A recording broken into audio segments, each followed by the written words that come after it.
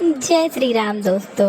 ये दोपहर के बज रहे हैं 12 और गली मोहल्ले का हाल तो देख के पता ही चल रहा है कि क्या हालत है। मतलब बाहर जिसको बहुत ज़्यादा ज़रूरत है वही निकल रही है। बहुत तेज़ धूप है तो मैं निकल चुकी थी राजा बेटा को लेने के लिए। और मैं आपको गली दिखाती हूँ अपने। यहाँ पे तो एकदम सन्नाटा सा छाया हुआ है। बहुत देर तक वेट करने के बाद मुझे एक ऑटो मिला। मैंने ऑटो लिया और पहुंच गई थी राजा बेटा के स्कूल उनको लेने के लिए।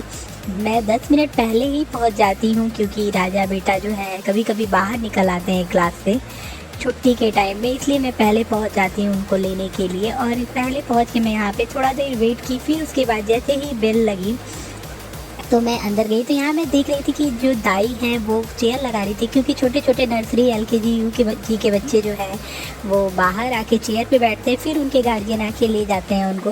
तो अभी चेयर लग गई है तो मैंने देखा कि राजा बेटा अपनी मिस के साथ आ रहे थे और मुझे देखते ही वो दौड़ के आने लगे कि वो मतलब जब भी आते हैं तो उनका बस एक ही डायलॉग होता है, मम्मा मैं आपको मिस कर रहा था, मुझे आपकी बहुत याद आ रही थी। ये सारी चीज़ें वो मुझे बोलते रहते हैं।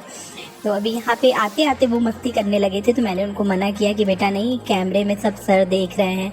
मैंने उनको अपना हाथ इसलिए दिया था ताकि वो मेरा हाथ पकड़े, बट नहीं, उन्हें अपना वज़न मुझे देना था। ये पूरा जो है बैग का वज़न उन्होंने मुझे दे दिया है।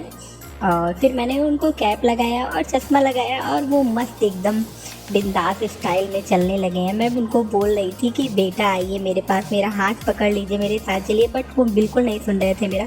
और जैसे ही वो ऑटो में बैठे उन्होंने अपना कैप निकाल दिया है क्योंकि यहाँ पे उनको धूप नहीं लग रही थी। फिर वो जिद कर रहे थे मुझे चॉकलेट दिला दो।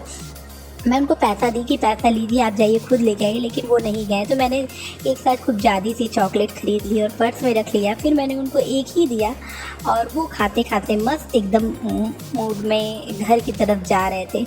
वो कभी भी जल्दी मेरा हाथ नहीं पकड़ना चाहते हैं। मैं उनको हमेशा बोलती हूँ हाथ पकड़ के चलो। और यहाँ पे आते ही सबसे पहला उन्होंने जो काम किया, घर में आते ही हनु को उन्होंने जगा दिया। हनु सोया था काफ़ी नींद में और उसको जगा के उन्होंने रुला दिया है। तो बस मेरी ड्यूटी लग गई थी हनु को गोद में लेने की।